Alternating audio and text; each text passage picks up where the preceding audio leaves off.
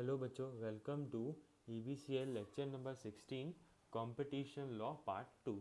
हम लोगों ने कल कंपटीशन लॉ के बारे में बेसिक बात करी कि कंपटीशन लॉ क्यों आया, किस लिए इसको बनाया गया और इसकी हमारे लिए इम्पोर्टेंस क्या है। आज जिस बारे में हम लोग बात करने वाले हैं वो कुछ इम्पॉर्टेंट डेफिनेशंस है जो कंपटीशन लॉ के अंदर आती हैं। सेक्शन 2 के अंदर हम लोग डेफिनेशन डिस्कस कर रहे हैं। पहले डेफिनेशन आती है एक्विजिशन की। एक्विजिशन का मतलब होता है डायरेक्टली और इनडायरेक्टली आप किसी कंपनी को एक्वायर कर रहे हो, किसी एंटरप्राइज के शेयर्स को एक्वायर कर रहे हो, या फिर अग्री कर रहे हो कि आप फ्यूचर में उसके शेयर्स को एक्वायर करोगे। शेयर वारंट के थ्रू जो काम होता है, आप उसके वोटिंग राइट्स अगर परचेज कर रहे हो, आप उसके अगर एसेट्स अगर खरीद रहे हो, या फिर उसके मैनेजमेंट के अंदर आपका कोई डायरेक्टर है या आपका उसके मैनेजमेंट के अंदर कोई कंट्रोल है, या फिर उसके एंटरप्राइज के एसेट्स के ऊपर आपका कोई डायरेक्ट इनडायरेक्ट कंट्रोल है, इसको क्या बोलते हैं? एक्विजिशन। तो छोटी सी छोटी चीज़ से लेकर के बड़ी से बड़ी बात को भी यहाँ पर कवर कर दिया। यानी कि अगर आपका उस एंटरप्राइज के एसेट्स के ऊपर भी अगर कंट्रोल है, then it would be consider to be as an acquisition. और अगर एक्विजिशन के अंदर उसको कंसिडर किया जाता है और वो इसके अंदर डेफिनेशन के अंदर तो कवर हो ही रहा है, साथ साथ के अंदर अगर ये कॉम्बिनेशन के अंदर कवर होता है, बिजनेस कॉम्बिनेशन के अंदर की डेफिनेशन या उसके क्राइटेरिया के अंदर कवर होता है, तो फिर आपको कंपटीशन कमीशन से परमिशन भी लेनी पड़ेगी कि क्या सर मैं एक्विजिशन करूं। ठीक है, उस केस के अंदर आपको परमिशन भी लेना पड़ेगा। इसीलिए यहाँ पर एक्विजिशन को डिफाइन किया गया है। इस बारे में और बात आगे आएगी। अगला आता है अग्रीमेंट। अग्रीमेंट का मतलब होता है कोई अरेंजमेंट रिटर्न और फॉर्मली इन राइटिंग के अंदर रिटर्न होना चाहिए, तभी जाकर के वो अग्रीमेंट बनेगा। And obviously it should be as per the contract act. कोई अरेंजमेंट हो गया, कोई अंडरटेकिंग आपने साइन करी, कोई मेमोरेंडम ऑफ अंडरस्टैंडिंग आपने साइन किया, whether it is a formal agreement whether it is an informal agreement. Sir उसमें फ़र्क चाहे वो स्टैम्प पर हो या नॉन स्टैम्प पर हो, खाली एक पेपर पर साइन करके भी हुआ हो तो भी वो उसके अंदर कवर होगा, राइटिंग में हो या राइटिंग में नहीं हो, इन्फोर्सिएबल बाय लॉ हो या फिर नॉट इन्फोर्सिएबल बाय लॉ हो, वो सब किसके अंदर आएंगे? अग्रीमेंट के अंदर आएंगे। इसका मतलब नॉन फॉर्मल अरेंजमेंट्स भी यहाँ पर अग्रीमेंट का पार्ट बन सकते हैं। ठीक है। कार्टल। कार्टल का मतलब क्या होता है? It includes an association of producers. Similar goods जो बनाते हैं उन लोगों ने अपनी कोई एसोसिएशन बना ली। जैसे हम लोग कई बार कुछ शॉप्स के ऊपर जाते हैं, इलेक्ट्रिक की हार्डवेयर की शॉप्स के ऊपर जाओगे तो तुमको वहाँ पे उनका एक सर्टिफिकेट देखने को मिलेगा। क्या देखने को मिलेगा? Hardware association, member of hardware association. तो वो क्या है? सिमिलर जो प्रोड्यूसर्स हैं उनका एक एसोसिएशन होता है। Sellers, distributors, traders and service provider. ठीक है, जो उस पर्टिकुलर बिजनेस से रिलेटेड ये सारी चीज़ें प्रोवाइड करते हैं उनका एक कार्टेल फॉर्म हो सकता है। Who by agreement among themselves limit, control और अटेम्प्ट टू कंट्रोल। अब कार्टेल बनाना कोई गलत बात नहीं है, लेकिन आपने उस एसोसिएशन का क्या किया? ये इस्तेमाल किया। क्या किया आपने? आप सब लोगों ने मिलकर के अग्रीमेंट साइन किया, एक चीज़ पर आप अग्री हुए कि क्या करने के लिए? प्रोडक्शन करने के लिए, डिस्ट्रीब्यूशन करने के लिए, सेल करने के लिए, या आप सब लोगों ने मिलकर के कोई एक प्राइस डिसाइड किया, और ट्रेड इन गुड्स और प्रोविजन ऑफ सर्विसेज। अब छोटे मोटे कार्टल से तो कोई ज़्यादा फर्क पड़ता नहीं है, लेकिन अगर कार्टल बहुत बड़ा हो जाए जो कि मार्केट को सिग्निफिकेंटली इम्पैक्ट कर सकता है, कंज्यूमर्स को इम्पैक्ट कर सकता है, then it is considered to be as dangerous for competition and it is anti competitive। ठीक है। अब यहाँ पे चार्ट फॉर्म के अंदर बता रखा है नेचर क्या होता है कार्टेल का। The nature of the cartel is to raise price above competitive levels. Price बढ़ाना, जैसा कि कल मैंने सीमेंट इंडस्ट्री और सीमेंट कार्टेल के बारे में तुम्हें बताया। Resulting in injury to the consumers and to the customers and to the economy. Sorry, cartelization results in higher prices, poor quality, less or no choice for goods and services for the consumers. कोई choice नहीं मिलती consumer को, क्योंकि सभी cartel, सारे producers मिले हुए हैं, मोर और लेस सभी एक जैसे प्रोडक्ट्स ऑफर करेंगे। कोई भी एक दूसरे को यहाँ पर बाईपास नहीं करेगा, क्योंकि सबने मिल करके डिसीजन लिया है। If there is effective competition in the market, cartel will find it difficult to be formed and sustain. अगर कोई बहुत बड़ा यहाँ पर प्रोड्यूसर है या उस कार्टेल को तोड़ने के लिए अगर कोई दूसरा प्रोड्यूसर अगर एफर्ट लगा रहा है, तो यहाँ पर कार्टेल वीक हो सकता है, कोई एक्सटर्नल प्रोड्यूसर की वजह से या एक्सटर्नल बिजनेस की वजह से, अदरवाइज कार्टेल कभी भी वीक नहीं पड़ता है। ठीक है, इंटरनेशनल कार्टेल कुछ हैं जो कि जिनको बहुत वैलिड माना गया है, जैसे ओपेक है, OPEC, organisation of petroleum exploring countries, जो कि पेट्रोल का प्रोडक्शन करती हैं, जिसके अंदर दुनिया के सबसे बड़े ऑयल प्रोड्यूसिंग नेशंस इंक्लूड होते हैं उस ऑर्गेनाइजेशन के अंदर, ओपेक के अंदर। सऊदी अरेबिया, इराक वगैरह सब उसमें आते हैं, कुवैत है।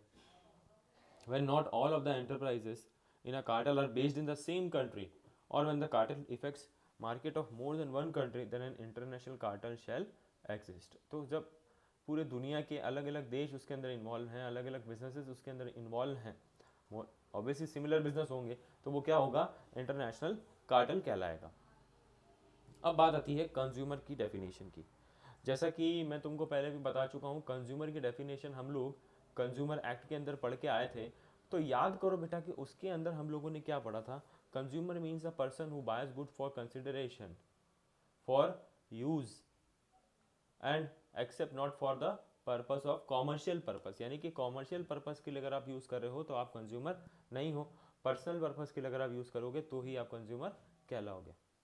तो जो पर्सन, जो ट्रेडर गुड्स को लेकर के आया लेकिन वो पर्सनल कंजम्पशन के लिए नहीं था, वो रीसेल के लिए था, ट्रेड के लिए था, होलसेलर था, वो लेकर के आया, उसका क्या होगा भाई, अल्टीमेटली उसका भी तो कुछ ना कुछ होना चाहिए ना। उसकी ग्रीवेंस वो कहाँ पर एड्रेस करवाएगा, यहाँ पर करवाएगा। सो दैट मीन्स जो कंज्यूमर की डेफिनेशन हम लोग कंज्यूमर प्रोटेक्शन एक्ट के अंदर पढ़ के आए हैं, वो कंज्यूमर की डेफिनेशन के अंदर क्या चेंज आया है यहाँ पर ये चेंज आया, now that person also includes when the goods are use for the commercial purpose. Commercial purpose के लिए भी अगर आप यूज कर रहे हो, personal purpose plus commercial purpose दोनों पर्पस के लिए यूज हो रहा है, तो भी आप यहाँ पर कंज्यूमर कहलाओगे। ठीक है, तो वो उस बात को इसने यहाँ पर कवर कर लिया है। So buys any goods for consideration which has been paid or promised to be paid or promised to be paid partly, deferred payment system, user of goods other than the person who buys goods for consideration, promise to pay, ये सब बात लिखी हुई यहाँ पे। और for any commercial purpose, क्या लिखा लास्ट में, whether such purchase of goods is for resale और फॉर एनी कॉमर्शियल पर्पस और फॉर पर्सनल यूज, तीनों ही यहाँ पर कवर हो गए। हायर्स और अवेल सर्विसेज, सर्विसेज आपने अवेल करी, गाड़ी भाड़े पर ली दूसरी जगह पर चलाने के लिए, तो वो भी सर्विस है। ठीक है, आप यहाँ पर किसके अंदर कवर हो रहे हो, कंज्यूमर की डेफिनेशन के अंदर कवर हो जाओगे। In other words, a person shall be treated as consumer who buys goods or avails any services has paid consideration or to be paid, consideration pay कर दिया है या फिर करने वाला है। The goods can also be consumed by other person allowed by the buyer, the services can also be admitted by other person allowed by the buyer. A person shall be treated as a consumer under this act even if he buy goods or avail services for resale और commercial purpose. Special note के अंदर यहाँ पर ये बात दी हुई है कि अगर आप रीसेल के लिए या कॉमर्शियल पर्पस के लिए भी अगर गुड्स का इस्तेमाल कर रहे हो तो भी आप यहाँ पर कंज्यूमर कहलाओगे। अनलाइक कंज्यूमर प्रोटेक्शन एक्ट जहाँ पर ऐसा नहीं होता था, अगर आप कॉमर्शियल पर्पस के लिए अगर आपने गुड्स का इस्तेमाल किया तो फिर आउटराइटली आपकी प्रॉब्लम को कंज्यूमर फोरम तो सॉल्व नहीं करेगा। तो कहाँ सॉल्व होगी बेटा, वो फिर कंज्यूमर कंपटीशन कमीशन के अंदर सॉल्व होगी। So competition act consumer also consumes or goods or services for commercial purposes is also covered in the ambit of definition of consumer। देखो यहाँ पे लिख भी दिया, whereas in consumer protection act consumer buys goods or avail services for commercial purposes are excluded from the definition of consumer। ठीक है, तो यहाँ पर अभी उसने चार्ट बना दिया है, इस चार्ट को देख के तुमको मेरी बात सारी समझ में आ जाएगी, इसको रीड कर लेना। ओके, चलते आगे बढ़ते हैं। एंटरप्राइज, एंटरप्राइज का मतलब क्या होता है, अ पर्सन और डिपार्टमेंट ऑफ गवर्नमेंट। अब देखो ब्रैकेट में बड़ी दिलचस्प बात लिखी है यहाँ पे, carrying out non sovereign activity. ऐसी कोई पर्सन, ऐसा कोई गवर्नमेंट डिपार्टमेंट, ऐसी कोई गवर्नमेंट कंपनी जो कि नॉन सॉवरेन एक्टिविटी करता है। तो सर सॉवरेन एक्टिविटीज क्या होती है, what is non sovereign? What is non sovereign को समझने के लिए हमको ये समझना चाहिए कि सॉवरेन फंक्शन क्या होते हैं, व्हाट आर सॉवरेन एक्टिविटीज।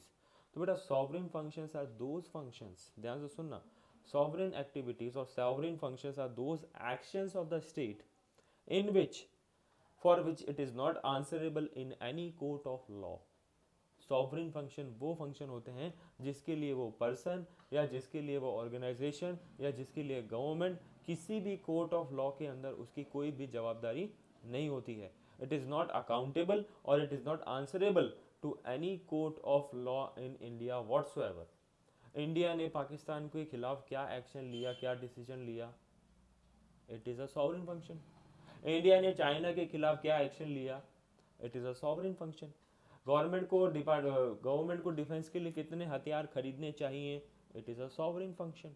हमको कितना पावर जनरेट करना चाहिए, it is a sovereign function. कौन से मोड से पावर जनरेट होगा, गवर्नमेंट की पॉलिसी है, it is a sovereign function. जो देश के लिए, पब्लिक पॉलिसी के लिए, हमारे डिफेंस के लिए, हमारी सेफ्टी के लिए लिए जाते हैं, that is considered to be as a sovereign function. Speaking in a very confined manner. मैं बहुत छोटे लेवल पर इस बात को समझा रहा हूँ. Non sovereign activities other than जितनी भी कॉमर्शियल एक्टिविटीज़ हो गई वो सारी नॉन सॉवरेन एक्टिविटीज़ हो गई. ठीक है, कोल इंडिया कितना कोल खरीद रहा है, बेच रहा है, कोल इंडिया की मोनोपोली होगी नहीं होगी, गवर्नमेंट ये डिसाइड करेगी. That is a non sovereign activities. Business purpose के लिए हो रहा है, ठीक है, कॉमर्शियल पर्पज़ के लिए हो रहा है. वो अगर होता है, वो कौन करता है, enterprise. Enterprise that means carries out a non sovereign activity. Engage in the production control of goods और आर्टिकल. स्टील प्रोडक्शन हो गया, फाइनेंशियल सर्विसेज देना हो गया, प्रोविजन ऑफ सर्विसेज और इन्वेस्टमेंट, वो सब चीज़ें यहाँ पर कवर की जाती हैं. Business of acquiring, holding, under writing, dealing with shares, debentures और अदर सिक्योरिटी, ये सब कुछ नॉन सॉवरेन एक्टिविटीज़ होती हैं. Note the location of division oblique subsidiary oblique unit of enterprise can be at the same place where enterprise is located और at some other place. ठीक है ना, हो सकता है ब्रांच यहीं पर ही हो, ब्रांच दूसरी जगह पर भी हो, उसकी यूनिट भी हो सकती है. वो सारी बातें यहाँ पर एंटरप्राइज के अंदर, वो सारे लोग एंटरप्राइज के अंदर कवर होंगे. So government department engaged in carrying out sovereign function, it is not treated as an enterprise. Government department carrying out non-sovereign function, it is treated as enterprise.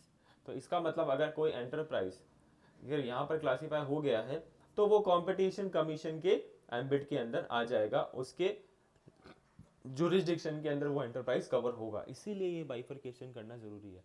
अगर ये बाइफरकेशन नहीं किया जाता तो हर आदमी जा करके गवर्नमेंट के खिलाफ कंप्लेन कर देता, नहीं इंडिया को तो चाइना के खिलाफ ये डिसीजन लेना चाहिए था.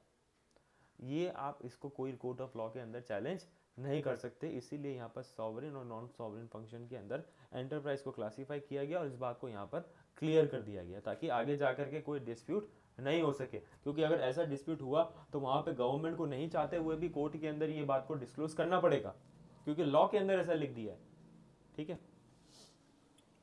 और अगर डिस्क्लोज करेंगे तो ऑब्वियस सी बात है, it would be harmful to the safety and security of our nation. Government department engage in atomic energy, currency, defence and space, ये ट्रीटेड एंटरप्राइज की तरह नहीं होंगे. आई होप मेरी बात यहाँ पर समझ में आई होगी. ओके, अगली डेफिनेशन है गुड्स की. Goods means goods as defined in the sale of goods and 1930 and includes product manufacture, processed और माइंड, ये गुड्स होते हैं. Debenture, shares, stocks after allotment. Stocks after allotment, application वाला नहीं, अलॉटमेंट के बाद वाले जो होंगे वो स्टॉक्स होंगे. In relation to goods supply, goods imported into India, India के अंदर अगर आपने कोई गुड्स इम्पोर्ट किए हैं तो. ओके, सर्विस, जितनी भी इनटेंजिबल चीज़ें हैं वो सब सर्विस में कवर होती है. Banking, communication, education, financing, insurance, chit fund, real estate services, transport, storage, material treatment, processing, supply of electricity, power, entertainment, boarding, hotel, lodging, repair, conveyance, news, international information and broadcasting, advertisement, सब कुछ services के अंदर cover किया जाएगा. ठीक है, relevant market और relevant product market, ये अब यहाँ से थोड़ा सा टेक्निकल चालू होता है, हम देखते हैं क्या है.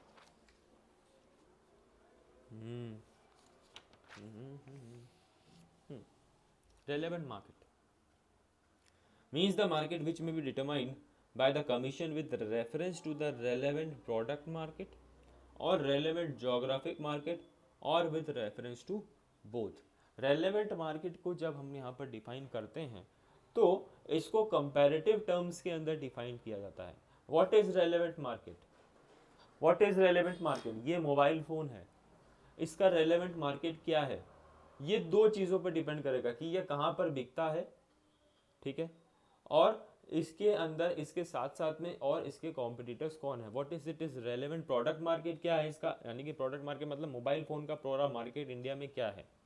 स्मार्टफोन का पूरे इंडिया में मार्केट क्या है, कौन से एरिया के अंदर स्मार्टफोन का कितना मार्केट है, that is your relevant geographic market. तो रेलेवेंट मार्केट को दो सेगमेंट के अंदर यहाँ पर कंपेयर करके समझा जाता है। One is the relevant product market, क्योंकि उस प्रोडक्ट का इन पर्टिकुलर उस सेगमेंट का क्या मार्केट है, कहाँ पर बिकता है, कितना बिकता है, कौन लेता है उसको, ठीक है, क्या वो इंटरचेंजेबल है कि नहीं है, क्या उसका कोई सब्स्टिट्यूट है या नहीं है। दूसरा उसको देखा जाता है कि ये किस जगह पर बिकता है, इसका जोग्राफिक एरिया कहाँ क्या है, कहाँ पर इसको सेल किया जाता है, ठीक है। तो दो टर्म्स के अंदर हम लोग इसको समझने की कोशिश करते हैं। सबसे पहले हम बात करते हैं रेलेवेंट प्रोडक्ट मार्केट की। It means a market comprising all those product or service which are regarded as interchangeable और substitutable by the consumer by reason of characteristics of the product or services, their price and intended use. ऐसा market product का जहां पर consumer उस goods को interchangeably इस्तेमाल कर सकता है, उसके सब्स्टिट्यूट्स अवेलेबल हैं और उनके पास में सफिशिएंट रीज़न है कि वो इंटरचेंजेबली उसको यूज़ कर सकें। प्राइजेस वहाँ पर मोरलेस 19-20 चेंज होती हैं और उसके यूज़ जो हैं वो सबके सेम है। जैसे मैं अगर बोलूँ फॉर एग्जांपल के लिए the market of butter and the market of margarita cheese spread जो आती है mayonnaise, it is more or less a same market. Butter नहीं मिला तो आदमी मेयोनीज लेकर के चला जाएगा। The market of butter of different brands or the market of a butter, जैसे बटर दो तरीके के आते हैं, एक तो आता है नमक वाला, एक आता है बिना नमक वाला, ठीक है। दोनों के इंटेंडेड यूज सेम है, ठीक है। दोनों की प्राइजेस के अंदर थोड़ा बहुत फर्क है, लेकिन लगभग प्राइसेस भी कई जगह पर सेम होती है, बस थोड़े से ब्रांड चेंज हो जाते हैं। This is known as relevant product market, जहाँ पर प्रोडक्ट के कैरेक्टर्स सेम होते हैं, प्राइजेस लगभग सेम होती हैं और वो इंटरचेंजेबली यूज किए जा सकते हैं। जैसे कॉफ़ी का है, फिल्टर कॉफ़ी है, एक्सप्रेसो कॉफ़ी है, लगभग सब सेम कॉफ़ी है, इंटरचेंजेबली लोग कंज्यूमर उसको यूज़ कर सकते हैं, सेम ही मार्केट के अंदर मिलते हैं, उसका इंटरचेंजेबली यूज़ आसानी से किया जा सकता है, ठीक है। एक चीज़ मैं यहाँ पर रीड करना चाहता हूँ इस बात को और समझाने के लिए। In contrast, even if producers consider two goods to be very similar on the ground that they are manufactured on the same machines, the goods may not be in the same relevant market. कई बार क्या होता है कि consumers कुछ goods को ये समझते हैं कि ये एक ही मार्केट का है, एक ही तरीके का है, जबकि वो एक ही मशीन पर बना हुआ है, लेकिन जबकि उसके मार्केट और उसकी यूजेस अलग अलग हो जाते हैं। जैसे कि मैं अगर एग्जांपल लूँ, गाड़ी के अंदर जो टायर लगता है, एमआरएफ टायर बनाती है, ठीक है। एमआरएफ अलग अलग साइज के टायर बनाती है। मेरे पास एक्टिवा है, उसका टायर एमआरएफ बनाती है, मेरे उसके अंदर भी, गाड़ी के अंदर भी एमआरएफ का टायर लगा हुआ है, टू व्हीलर के अंदर। मेरे पास कार है, उसके अंदर भी एमआरएफ का टायर लगा हुआ है। तो एग्जाम्पल के लिए मेरी गाड़ी के अंदर 13 इंच का टायर लगता है, लेकिन कार के अंदर 15 इंच का टायर लगता है। So I can not say that the product that is tyre वो सिमिलर रेलेवेंट मार्केट के अंदर है, नहीं है। 13 इंच के टायर का मार्केट ऑल टुगेदर अलग है, क्योंकि वो अलग से दूसरे प्रोडक्ट के ऊपर, टू व्हीलर के ऊपर लगेगा। बच्चों के लिए साइकिल जो आती है उसके टायर का रेलेवेंट प्रोडक्ट मार्केट अलग है। कार के अंदर जो टायर लगता है उसका रेलेवेंट प्रोडक्ट मार्केट अलग है, क्योंकि वो सिर्फ उसी साइज का टायर उसी कार में लगेगा। तो ये खाली वो टायर उस साइज का उसी इंडस्ट्री को इम्पैक्ट कर सकता है, मुझे उसका कोई इम्पैक्ट होगा नहीं उसके ऊपर। ऑल्दो वो सारे टायर एक ही मशीन से, एक ही कंपनी बना रही है और एक ही प्लांट से निकलते हैं, लेकिन उसका साइज अलग अलग है, अलग अलग सेगमेंट को वो इम्पैक्ट करता है, अलग अलग प्रोडक्ट को वो जाकर के इम्पैक्ट करता है। गाड़ियों के अंदर, ट्रक्स के अंदर अलग टायर लगते हैं, ठीक है। सो although they are produced in by a single company in a single plant in a single location, but they can have different relevant product market, क्योंकि वो अलग अलग यूजेस उनके हो जाते हैं फिर, ठीक है। बात समझ में आई यहाँ पर? तो अब आगे मैं आता हूँ रेलेवेंट। हाँ अच्छा, इसको भी रीड कर लेते हैं। Okay, a market which has interchangeable और सब्स्टिट्यूटेबल गुड्स और services is termed as relevant product market. The substitution is with regard to price, characteristics और इंटेंडेड यूज। क्या होगा उसका use? Factors considered for relevant product market by competition commission of India, physical characteristics end use of goods. क्या end use है उसका, अगर वो same है तो फिर यहाँ पर वो रेलेवेंट प्रोडक्ट मार्केट के अंदर कवर होगा। Price of goods and services, consumer preference क्या है, कंज्यूमर बोल रहा है कि यार चलो चाय ताजमहल की नहीं है तो चाय ब्रू बॉन्ड की ले लेते हैं, तो ले सकता है ना, क्या दिक्कत है। लेकिन ऐसा तो नहीं बोल सकता कि यार 2 व्हीलर का टायर नहीं मिला तो 4 व्हीलर का टायर लेके काम चला लेता हूँ, that is not that thing. वो चीज़ यहाँ पर नहीं चल सकती। अगर वो ऐसा सोच रहा है, that means that particular product is not in the relevant product market, वो उस पर्टिकुलर मार्केट का पार्ट नहीं है। आपको उसको दूसरे मार्केट के अंदर शिफ्ट करना पड़ेगा जहां पर उसको आप रेलेवेंट प्रोडक्ट मार्केट की कैटेगरी के अंदर क्लासीफाई कर सको। ठीक है। Exclusion of in house production, existence of specialise producers, classification of industrial products, ये हैं फैक्टर्स जो कि यहाँ पर कंसिडर करता है कौन, competition commission, for determining the relevant product market of a good. Relevant geographic market means a market comprising the area in which the condition of the supply or conditions of competition for supply of goods or provision of services or demand of goods or services are distinctively homogeneous, can be distinguished from the following the conditions prevailing in the neighboring areas. Relevant geographic market is a market in which goods and services are of distinctly homogeneous, ऐसा market जहाँ पर जो products है, एक तरीके से आप कह सकते हो परफेक्ट कंपटीशन के अंदर जहाँ पर सिमिलर नेचर के गुड्स बेचे जाते हैं। रेलेवेंट ज्योग्राफिक मार्केट ऐसा मार्केट जहाँ पर सब एक जैसे गुड्स बेचे जाते हैं। जैसे मंडी में चले जाओ, फल मंडी होती है, सारे फ्रूट्स मिलेंगे, सब्जी मंडी होती है, सब सब्जियां मिलेंगी, अनाज मंडी होती है, सभी तरीके के अनाज मिलेंगे। That is a relevant geographic market relating to that particular goods, जहाँ पर गुड्स जो है वो होमोजीनियस नेचर के हैं। Can be distinguished from the conditions prevailing in the neighbouring areas. This types of market can be local, national और international. 3 तरीके के हो सकते हैं, लोकल, नेशनल और इंटरनेशनल। अब यहाँ पर कुछ फैक्टर्स को यहाँ पर इन्होंने कंसिडर किया हुआ है, जैसे कि the commission while determining the relevant geographic market shall consider the following factors. Regulated trade barriers, क्या वहाँ पर आसानी से कोई व्यक्ति आकर के अपना गुड्स बेच सकता है, क्या बैरियर्स हैं। लोकल स्पेसिफिकेशन रिक्वायरमेंट, वहाँ के लोगों की कंज्यूमर्स की प्रेफरेंस क्या है उस ज्योग्राफिक मार्केट की, उस एरिया की। नेशनल प्रोक्योरमेंट फैसिलिटीज़, मार्केट सामान ट्रांसपोर्ट होकर के कैसा आता है। एडिक्वेट डिस्ट्रीब्यूशन फैसिलिटीज़, कैसे डिस्ट्रीब्यूट होता है, क्या सिस्टम है, डिस्ट्रीब्यूटर होता है, डीलर होता है, एजेंट होता है, फिर रिटेलर के पास जाता है, क्या चेन ऑफ डिस्ट्रीब्यूशन क्या है उसका। ट्रांसपोर्ट कॉस्ट कैसी है, लैंग्वेज उस एरिया की, क्योंकि अलग अलग जगह पर अलग अलग लैंग्वेज है, that can be act as a barrier for that area. Rajasthan का आदमी जा करके आपके साउथ में सामान बेचेगा तो बड़ी दिक्कत होगी उसको। सो कंज्यूमर प्रेफरेंस क्या है, नीड फॉर सिक्योर और रेगुलर सप्लाईज और रैपिड आफ्टर सेल सर्विसेज, आप कितनी अच्छी सर्विसेज आफ्टर सेल की दे सकते हो, क्योंकि कई सारे ऐसे प्रोडक्ट होते हैं जहाँ पर आफ्टर सेल सर्विसेज एक बहुत इंपॉर्टेंट पार्ट है उस प्रोडक्ट को सेल करने के लिए। अगर आपकी आफ्टर सेल सर्विसेज अगर अच्छी नहीं है तो आप वो गुड्स को बेच नहीं पाओगे। रीज़न बीइंग उसकी डिपेंडेंसी ही उसके ऊपर है। जैसे एसी लेकर के आए, फ्रिज लेकर के आए, खराब हो गया तो सही करने कोई नहीं आने वाला, खुद कैसे सही करोगे। तो कंपनी वहाँ पर आफ्टर सेल सर्विसेज देती है। 2 व्हीलर गाड़ी है, गाड़ी लेकर के आप तो कंपनी से पूछते हो ना, तुम जाते हुए जब गाड़ी लेते हो तो भैया कितनी सर्विसेज फ्री हैं इसके अंदर। सो आफ्टर सेल सर्विसेज कुछ गुड्स के अंदर बहुत इंपॉर्टेंट होती है, इसीलिए वो भी उसके रेलेवेंट जोग्राफिक मार्केट को, उसके जोग्राफिक एरिया को के हिसाब से देखा जाता है। ठीक है, उसके हिसाब से हम उसको क्लासीफाई करते हैं यहाँ पर।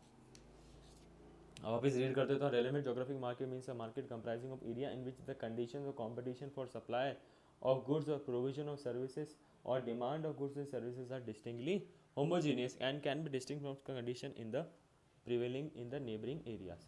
अब बहुत सारे एरियाज ऐसे हैं, जैसे कि मैं एग्जांपल के लिए बताऊँ, हमारे यहाँ पर उदयपुर में जो भी जिन तुम्हारे घरों में जो दूध आता है वो क्या है, वो बंदी वाला दूध आता है। ठीक है, दूध वाला सुबह आता है, तुम तपेली लेके जाते हो, दूध दे देता है। That is a relevant geographic market की यहाँ पर उदयपुर में ज़्यादातर दूध ऐसे घर घर बंदी वाले चलते हैं। लेकिन तुम दिल्ली, मुंबई, कोलकाता, गाजियाबाद, नोएडा, गुड़गांव यहाँ पर अगर जाओगे, वहाँ बंदी वाला सिस्टम नहीं है।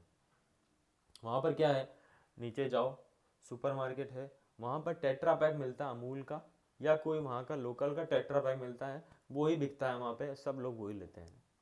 तो उस टेट्रा पैक का रेलेवेंट ज्योग्राफिक मार्केट वो दिल्ली, मुंबई, गुड़गांव, नोएडा, गाजियाबाद ये है, उदयपुर नहीं है, क्योंकि वहां पर उसका प्रोडक्ट मार्केट है ज्योग्राफिकली। ठीक है, तो वहीं पर वो ऐसे गुड्स बेच सकता है। यहाँ पर कितने भी रख लो, जाते नहीं, इतने बिकते नहीं है। मॉल के अंदर बहुत सारे दिखते हैं हमको, लेकिन वो बिकते को इतने नहीं है, क्योंकि यहाँ पर सबके घरों में दूध अपने आप ऑलरेडी वैसे ही आता है। ठीक है, तो ज्योग्राफिक एरिया के हिसाब से उसका डिवीजन होता है। ठीक है, सो आई होप यहाँ पर बात क्लियर हो गई होगी। तो आज के लेक्चर के अंदर इतना बहुत है। कल से मैं एक नया टॉपिक इसके अंदर स्टार्ट करूँगा, that is what are anti competitive agreements. ठीक है, इसीलिए हमने अग्रीमेंट्स को भी यहाँ पर डिस्कस किया था कि अग्रीमेंट की डेफिनेशन क्या होती है। तो इसी के साथ साथ 2 क्लासेस के अंदर आई थिंक ये चैप्टर भी ओवर हो जाएगा। तो इसको जा कर के लेक्चर को एक बार अच्छे से देखना, समझना, कोई डाउट हो तो मुझे प्लीज़ ज़रूर कॉल करना। Okay, so till then bye bye, take care, stay safe.